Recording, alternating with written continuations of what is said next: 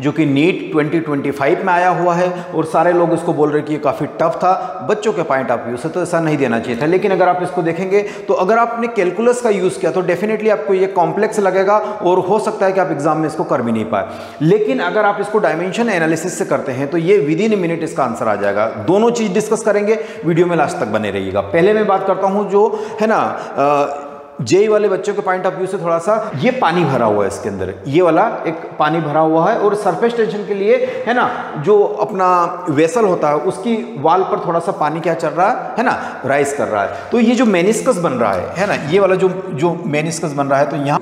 यहाँ जो प्रेशर होगा, यहाँ जो प्रेशर होगा वो कुछ और होगा। लेकिन जैसे जैसे यहाँ अगर मैं बात करूँ तो ये कुछ हाइट कंसिडर कर ले, तो वाई के कारण जो कुछ लिक्विड राइज किया ना वाई हाइट तक, वो भी तो कुछ प्रेशर लगाएगा, तो यहाँ प्रेशर एटमॉस्फेरिक प्रेशर से ज़्यादा प्रेशर होगा। तो ऐसे क्वेश्चनों में सोचना कैसे है, सबसे बड़ी इंपॉर्टेंट बात है कि आपका थॉट प्रोसेस किस डायरेक्शन में जा रहा है। अगर इसको डायमेंशन एनालिसिस से करते तो इजीली 2 सेकंड के अंदर इसका आंसर आ जाता है। लेकिन आपने क्या सोचा कि इस टाइप से ये वाई दिया गया है, ये लिमिटेशन, तो इसमें थोड़ा सा अपन कुछ करते हैं, कैलकुलस का यूज़ करते हैं, तो डेफिनेटली आप थोड़ा सा लेंदी प्रोसेस में चले गए और उसके कारण हो सकता है कि आप अपने करेक्ट आंसर तक भी नहीं पहुँच पाए। तो कैसे करते हैं तो समझिए, यहाँ कुछ प्रेशर है पी नॉट, यहाँ पर भी कुछ प्रेशर होगा, लेकिन यहाँ कुछ प्रेशर होगा तो रो जी वाई है ना, P naught plus rho g y equal to इस जगह का प्रेशर मैं बोल सकता हूँ, लेट से वो पी है और यहाँ का pressure atmospheric pressure P naught है, तो P minus P naught rho g y होगा ये प्रेशर। यस, ये प्रेशर किसके द्वारा दिया जाएगा, तो यहाँ पर हमको समझना है कि एक वाई एक्सिस की तरफ एक बहुत बड़े आपके प्लेन में एक एक्सिस आ रहा,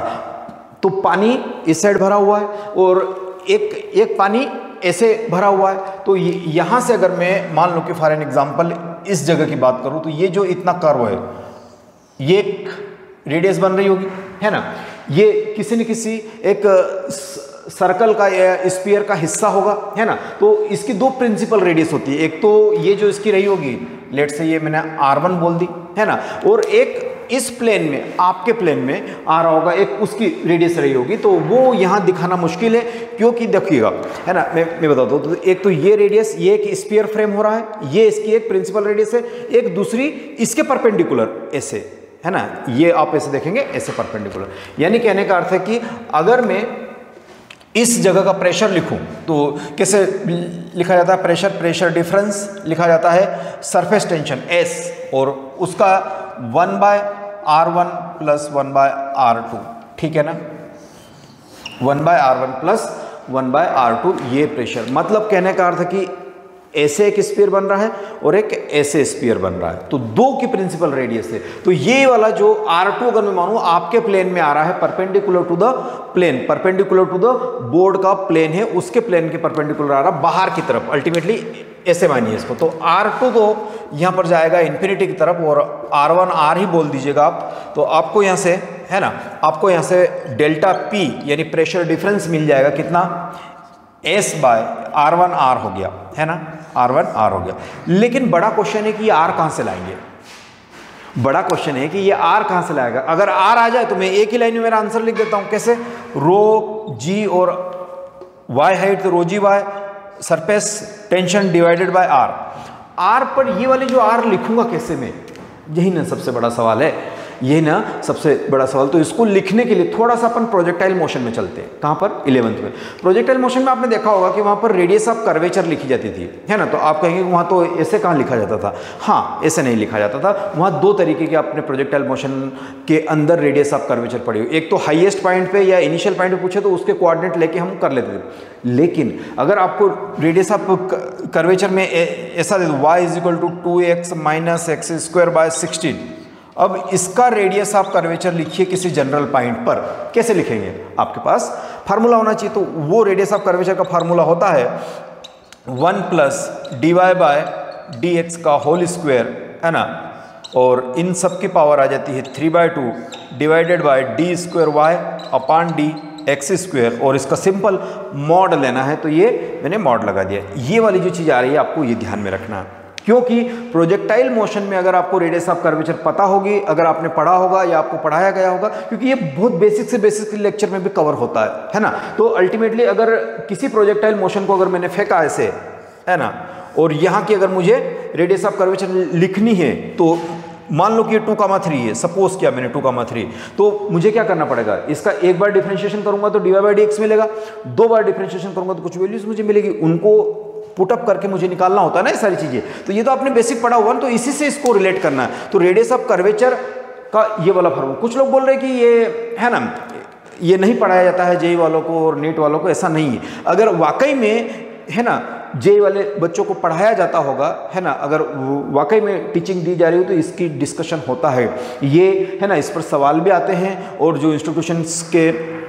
अपने AI टेस्ट वगैरह होते हैं, बाहर के टेस्ट सीरीज देते हैं, वहाँ पर भी इस पर एक न एक सवाल मिल ही जाता है आपको, अगर प्रॉपर तरीके से मैकेनिक्स और प्रोजेक्टाइल मोशन पढ़ाई गई होगी, है ना। और फिर अगर सिंपल इन्फॉर्म दी होगी तो इसको स्किप भी कर सकता है टीचर, क्योंकि ये पार्ट आपको जनरली नहीं मिलता है ना सिलेबस में। तो थोड़ा सा अगर डेप्थ में टीचर पढ़ा रहा होगा तो इसकी बात जरूर करेगा वो, है ना। जो भी तो मुद्दा वो नहीं कि क्या चीज़ करनी थी। ये रेडियस ऑफ कर्वेचर यहाँ पे भी लिखते हो, सिमिलरली आपको रेडियस ऑफ कर्वेचर यहाँ पर भी ना, तो ये लिखना बस। अब यहीं पे आ जाओ, इसी चीज को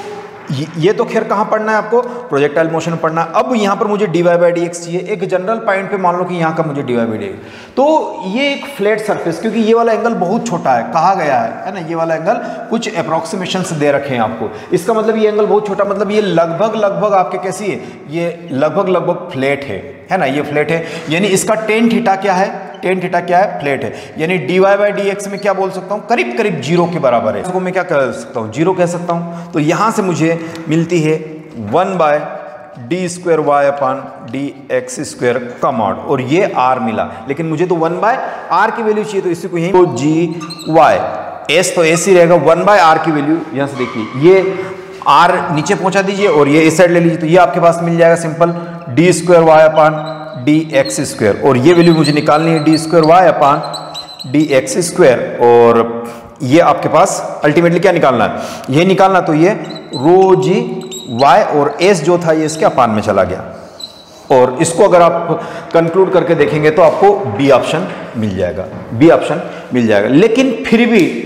ये तो ये वाला लेंथी वाला तरीका हुआ ना, जिस पर आपको क्या करना था, इतनी सारी कहानी। आप चाहें कि नीट के बच्चों की तरह ट्रिकी वे में इसको निकाला जा सकता, तो हल्का सा इसलिए हम क्या कर सकते हैं, डायमेंशन एनालिसिस से हटा सकते हैं, क्योंकि ये यहाँ देखते हैं यहाँ x है और यहाँ y है, इनसे हम कर सकते हैं। तो आप देखेंगे कि जो भी वेरिएशन, ये वाला एक्सिस x है, तो एक्सेलरेशन इन x क्या है, 0 है, कुछ भी एक्सेलरेशन इस डायरेक्शन में नहीं है, तो इस डायरेक्शन में प्रेशर डिफरेंस नहीं आएगा। इस डायरेक्शन में क्या है, एक्सीलरेशन ड्यू टू ग्रेविटी है, सो दैट की प्रेशर का डिफरेंस इस पे आएगा, सो दैट की प्रेशर, तो वेरिएशन ऑफ प्रेशर किधर हो जाएगा, एक अलोंग द वाई, और अलोंग द वाई अगर आप देखते हैं, अलोंग द वाई अगर आप देखते हैं तो यहाँ पे सिर्फ y का फंक्शन ρgh अपॉन प्रेशर, तो ये एक ही बन रहा है आपके पास, है ना। तो इजीली, क्योंकि pressure difference in vertical direction में ही कहीं ना कहीं आपको मिलेगा, हॉरिजॉन्टल डायरेक्शन में कोई एक्सेलरेशन नहीं है तो नहीं मिलेगा। हाँ, अगर ये पूरा सिस्टम घुमा देता, हो सकता है कि नेक्स्ट ईयर जेईई एडवांस में ये आ जाए सवाल इसी आइडिया से, इसको रोटेट कर देता, यानी एंगुलर, है ना, एंगुलर फ्रीक्वेंसी ओमेगा से अगर इसको रोटेट कर चुके होते तो फिर बाहर की तरफ भी एक एक्सेलरेशन आता ω² x, ये यहां तक की बात करते एल, तो एक जनरल फ्रेंड ओमेगा, तब आपको फिर ये वाला प्रेशर डिफरेंस भी कैलकुलेट करना पड़ता, वहां पर फिर नहीं कर सकते। लेकिन अब ऐसा कुछ है ही नहीं, ऐसा कुछ है नहीं, तो हॉरिजॉन्टल डायरेक्शन में कोई प्रेशर नहीं है, प्रेशर डिफरेंस नहीं है अल्टीमेटली। और यहाँ की अगर मैं बात करूं तो वर्टिकल डायरेक्शन में y हाइट तक ये गया, क्योंकि इतना एक्सीलरेशन ड्यू टू ग्रेविटी इसी डायरेक्शन में एक्ट है, तो ये वेरी करेगा अलॉन्ग द y डायरेक्शन, बस इतना सोचना था।